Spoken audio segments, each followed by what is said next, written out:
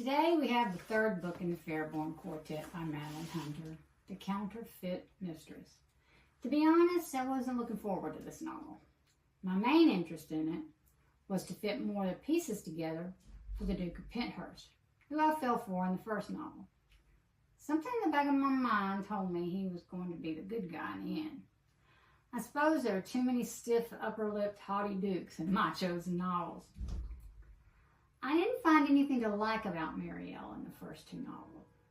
We're pretty sure she's lying about who she is. She's obviously hiding something, and her mission is dangerous, whatever it is. Nor did I find anything that drew me to our stiff, stubborn, opinionated warrior, Viscount Kendall. At this point in the series, I haven't seen any redeeming factors in the man. No, except maybe his fair hair, his tall figure, sculptured honed muscles, and he's very handsome. Always a win. Lord Kendall is determined to unmask Marielle, certain she's a French spy, and he follows her everywhere. She actually finds safety in the fact many think she's a spy. And in the last novel, we learn she's nicknamed Lord Kendall, Handsome Stupid Man. And that's where our story opens.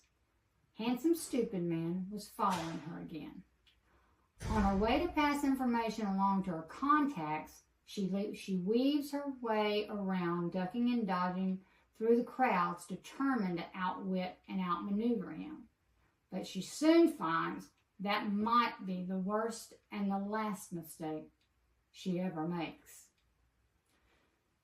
Boots pounding behind her, terror split her mind. She kicked off her shoes so she might run faster. But it was already too late. A vice of a hand gripped her shoulder.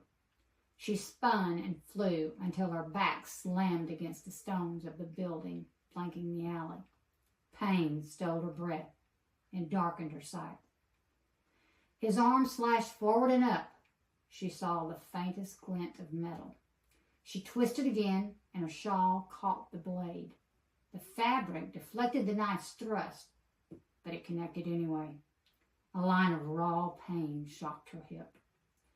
Thrashing, twisting, refusing to accept her fate, she clawed at his face.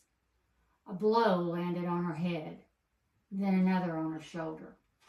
She barely felt the next blow that sent her flying against the wall again as she floated toward the darkness. As she drifted away, Kendall heard her murmur, "Je suis désolé. I'm sorry I failed you." Kendall used his fists and tried to avoid the dagger. He should have brought his pistols when he left his horse to come to her aid.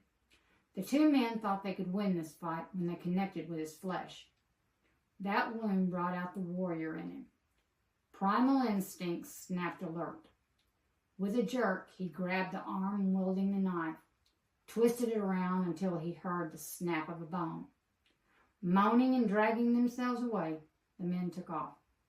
Crouching down by her side, he felt for her heartbeat, and his hand found blood. She was alive, but if the wound was bad, she soon might not be. This is where the two face one another and begin to question if they might have misjudged the other. Not yet willing to trust, they do begin to form a rather strange relationship. Of course, slowly we learn the truth, and Lord Kendall is not as stiff and unmoving as we've been led to believe. Marielle can't deny her feelings for him and becomes his mistress. The final confrontation occurs when Kendall finally discovers her mission and is determined to help her, and she's determined to do it alone because it's far too dangerous.